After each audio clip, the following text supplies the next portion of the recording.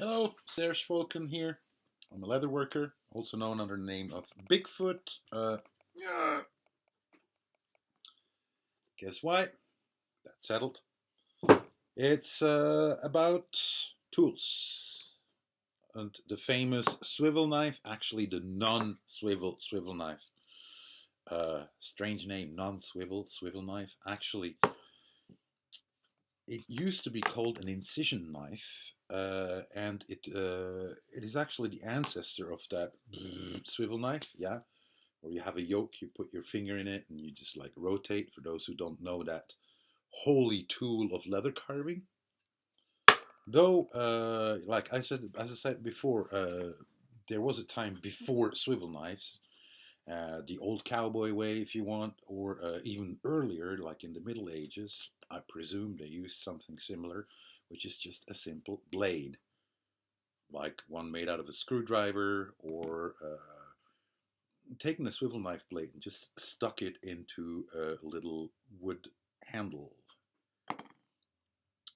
Georges de Récy is one of my references for the early decorations. It's a book that dates from 1904 or even '03. Sorry for the bookmark.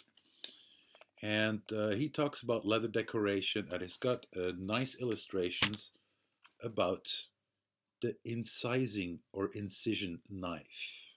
I think there exists an English translation of it.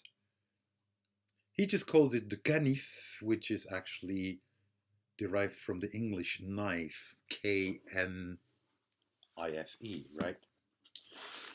Some of us may know the Bob Brown original carver. Actually, he called it simply the carver. It wasn't a swivel knife yet. There was nothing to swivel about. And he did way back, I think in the 40s or something, 1949 actually, he did this really nice folder with lots of pictures in it. That's for another time, the pictures. But he had this little booklet in which he explains how to use his carver, which he even patented. Yeah, you can see the little hello. Yeah, you can see why he's giving some instructions about how to use it. Here I hold it still for a second so you can take a screenshot. Click, done, okay. Let's not be stingy. Go ahead. Give it another screenshot. Click, thank you. Is there more? Yeah, there is. Come on. Here you go. Okay. So, let's look at the toys. So here, this is the original Bob Brown patent carver blade. You can see it's actually just a round rod sharpened at the end. Another original Bob Brown is this here, which is basically an old screwdriver and with some tape wrapped around it. He did it in my presence when I was visiting him back in the late 80s in Big Bear City. Other solutions is a friend of mine, a blacksmith, who just took an old file and just like made me this really beautiful little piece that I just wrapped with a little bit of leather. Here another one, a bit finer. Or then I remember that Tandy used to sell these kind of little sticks where you could actually change the blade with a little screwdriver, and it was supposed to be for hair blades. I got another one, tape wrapped screwdriver blade that I use for doing my signatures.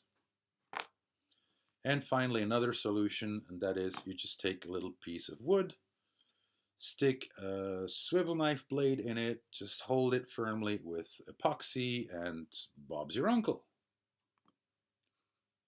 So I set the camera right in front of my nose basically so you can see what I see while I'm doing it. Swiveling happens between your fingers. you're holding the tools in your hand as you would hold a pencil. So it feels to me more natural than having my hand stuck there on top of a yoke and getting these cramps down here just in my palm.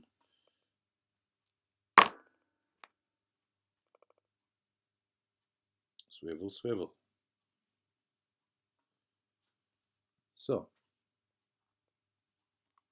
turn your blade while you're cutting. And you can do just nice circles, like in the Stulman swivel knife exercise that you've seen in the Stulman books. Doing it a little bit of a crappy job, but that's usual. When you show off, it's never as nice. You can use it pushing it or pulling it. Now, I've seen decorative cuts by most of the people are done by digging the blade in and then pull it out softly. And then you start up like 3 o'clock, 9 o'clock, yeah? 3 o'clock, like this. You dig your blade in and then you push it out softly. And again, and again, and again. Now, if you do it the other way around, you start softly, and this time we push the blade. Let's put it at an angle here. You start softly, and then you push the blade, and then you really can dig it in. Yeah, you got enough force here to dig it into the leather. Look at this. It ends in a nice little point. Again.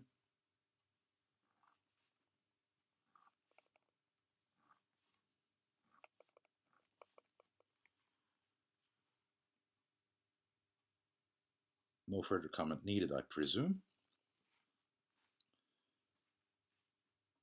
Then my whole hand pivots on this part. This rests on the leather and it pivots like this. That is, I don't move my wrist. The whole movement is happening in my shoulder and in my arm when I do my cuts. This. That. Let's switch camera and have a closer look. Once again, for decorative cuts, softly, and then you push and you dig it in. 3 o'clock, 9 o'clock, 3 o'clock, 9 o'clock. Now that looks nice, doesn't it? Cutting a circle, swivel it between your thumb and move at the same time your elbow.